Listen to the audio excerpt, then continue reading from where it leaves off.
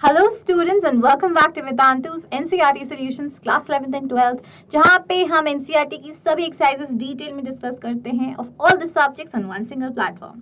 ये क्वेश्चन है आपकी केमिस्ट्री की क्लास 11th के एनसीईआरटी का सबसे पहला chapter which is some basic concepts of chemistry का क्वेश्चन नंबर 1.24। देखते हैं क्वेश्चन क्या बोल रहा है। सो क्वेश्चन बोलता है dinitrogen and dihydrogen react with each other to produce ammonia according to the following chemical equation. मतलब N2 प्लस H2 मिलके दो अमोनिया के मॉलिक्यूल्स बना रहे हैं। तो सबसे पहले हम सिर्फ इस इक्वेशन पे ही फोकस करते हैं। N2 plus H2 forms 2 ammonia. तो सबसे पहले हमें देखना है कि ये इक्वेशन बैलेंस्ड है कि नहीं है। ठीक है, तो दो नाइट्रोजन लेफ्ट हैंड साइड में है, दो नाइट्रोजन राइट हैंड साइड में नाइट्रोजन और बैलेंस्ड। अब हाइड्रोजन राइट हैंड साइड में 6 है पर लेफ्ट हैंड साइड में 2 है, तो इनको बैलेंस करने के लिए मैं इनटू 3 कर दूं, तो now this is a balanced chemical equation. इसका क्या मतलब है? इसका मतलब है कि मुझे 1 मोल नाइट्रोजन और 3 मोल हाइड्रोजन के चाहिए ताकि मैं 2 मोल्स अमोनिया के बना सकूं। So this is a stoichiometric equation two form ammonia. इसका एक और मतलब है, फॉर एग्जाम्पल नाइट्रोजन का एटॉमिक मास होता है 14, पर यहाँ पे 2 नाइट्रोजन है इसीलिए 28 ग्राम्स, 14 प्लस 14 इज 28, तो 28 ग्राम्स नाइट्रोजन प्लस हाइड्रोजन का एटॉमिक वेट होता है 1, पर यहाँ पे 3 इंटू 2 6 हाइड्रोजन, तो 6 ग्राम्स हाइड्रोजन, तो 28 ग्राम प्लस 6 ग्राम हाइड्रोजन मिलके बनाएगी कितना अमोनिया। अमोनिया का अब हम निकालते हैं मॉलिक्यूलर मोलर मास, तो n का होता है 14 प्लस हाइड्रोजन का होता है 1, तो 3 इंटू 1 इज 3, इंटू कर देना है 2 क्योंकि 2 अमोनिया फॉर्म हो रहे हैं which will give us 34 grams of ammonia.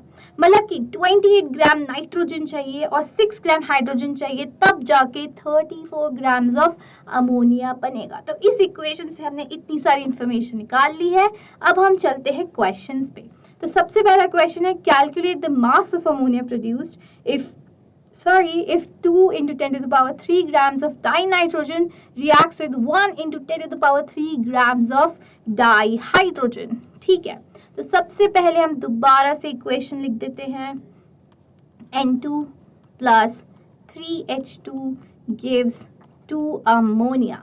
ये डिस्कस कर रहे हैं और हमें गिवन है और इससे हमें पता चलता है ये था 28 ग्राम्स, ये था 6 ग्राम्स और ये था 34 ग्राम्स। ठीक है, इससे हमें क्या पता चलता है? Number first part of equation solve करने के लिए कि मुझे 28 ग्राम्स नाइट्रोजन चाहिए और 28 ग्राम्स 6 ग्राम्स ऑफ हाइड्रोजन से रिएक्ट करता है। ठीक है, 28 grams of nitrogen 6 gram of H2 से रिएक्ट करता है, तो फिर कितना? 2 into 10 to the power 3 gram, तो 2.00 into 10 raise to the power 3 gram nitrogen कितनी हाइड्रोजन के साथ रिएक्ट करेगा?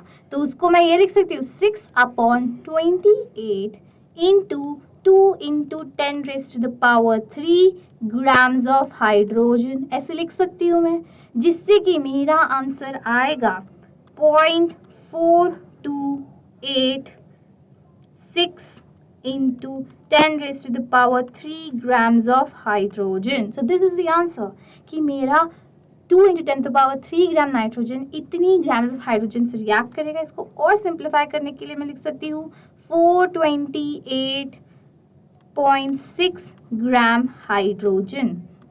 तो मतलब इतना ग्राम नाइट्रोजन इतने ग्राम्स हाइड्रोजन से रिएक्ट करेगा। बट क्वेश्चन में मुझे कितने ग्राम्स हाइड्रोजन गिवन है?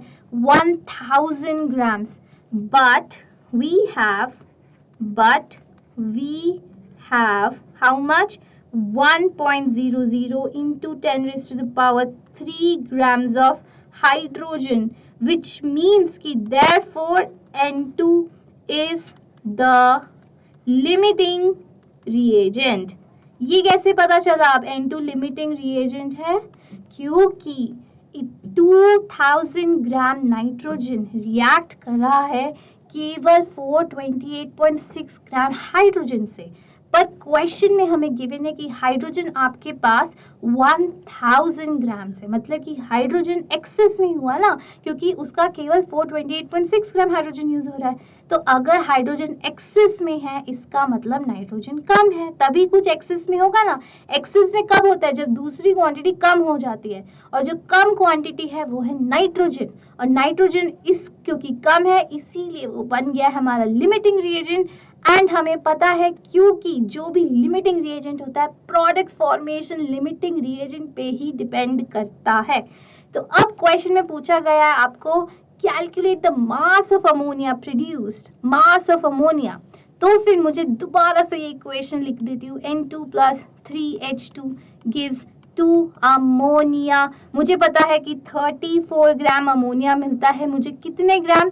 28 ग्राम ऑफ नाइट्रोजन से, करेक्ट। तो मैं दोबारा से लिख देती हूँ कि 28 gram of N2 gives me 34 gram of ammonia. तो इसका मतलब 2.00 इंटू 10⁻³ ग्राम ऑफ नाइट्रोजन मुझे कितना अमोनिया देगा? तो होगा 34/28 into 2 into 10⁻³ grams of ammonia देगा। और ये केवल नाइट्रोजन पे क्यों डिपेंड कर रहा है? क्योंकि नाइट्रोजन लिमिटिंग रिएजेंट है। तो जो भी लिमिटिंग रिएजेंट होता है उसी पे आपका प्रोडक्ट डिपेंड करता है। जो लिमिटिंग रिएजेंट है वही मैंने यूज किया, ठीक है। उसके बाद अब अमोनिया का ग्राम्स आ जाएंगे हमारे पास।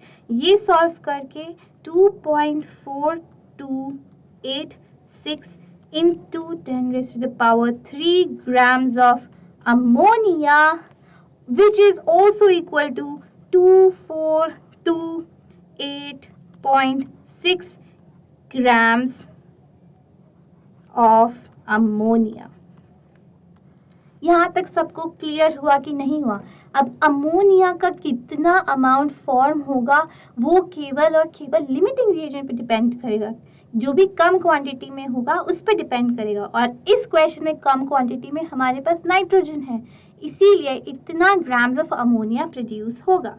अब चलते हैं नेक्स्ट क्वेश्चन पे। नेक्स्ट पूछा है will any of these two reactants remain unreacted, मतलब कि कोई भी ऐसा रिएक्टेंट है जो ज्यादा बच गया, अनरिएक्टेड मतलब एक्सेस में। यस, नंबर सेकंड का आंसर है yes, because why? It is hydrogen. Hydrogen हमारे पास कितना था? हाइड्रोजन हमारे पास 1 × 10⁻³ ग्राम्स ऑफ डाईहाइड्रोजन है, पर हमने यूज कितना किया है उसको? केवल 428 ग्राम। तो इसीलिए हाइड्रोजन हमारे पास एक्सेस में है, एक्सेस में है। अब नंबर थर्ड पार्ट चलते हैं। If yes, which one and what would be its mass? Very easy. Number third, if yes, it was hydrogen. Hydrogen is in excess, and how much? And how much it is in excess? तो क्योंकि मेरे को मिला था 1.00 into 10⁻³ gram of hydrogen, पर उसमें से मैंने यूज किया केवल 428, यहाँ पे है 428.6 ग्राम हाइड्रोजन, तो मैं उसको माइनस कर दूंगी, -428.6 ग्राम हाइड्रोजन, तो उतना मेरा हाइड्रोजन एक्सेस में बच जाएगा। तो आंसर आएगा 571.4 ग्राम of H2 is in excess, समझ आया? इजी पीजी है ना। इस क्वेश्चन से दोबारा से हमने लिमिटिंग रिएजेंट की इंपॉर्टेंस समझी, ये समझा कि जो भी कंपाउंड, जो भी मॉलिक्यूल, जो भी एटम लिमिटिंग होगा प्रोडक्ट फॉर्मेशन उसी पे डिपेंड करेगा, ठीक है। जितना अमाउंट लिमिटिंग रिएजेंट का है उसी हिसाब से आपका बनेगा क्या? प्रोडक्ट, और बाकी की चीजें रह जाएंगी आपकी एक्सेस में। So this was the question. I hope you understood the concept, और अगली बार कोई क्वेश्चन आएगा आप सॉल्व कर पाएंगे।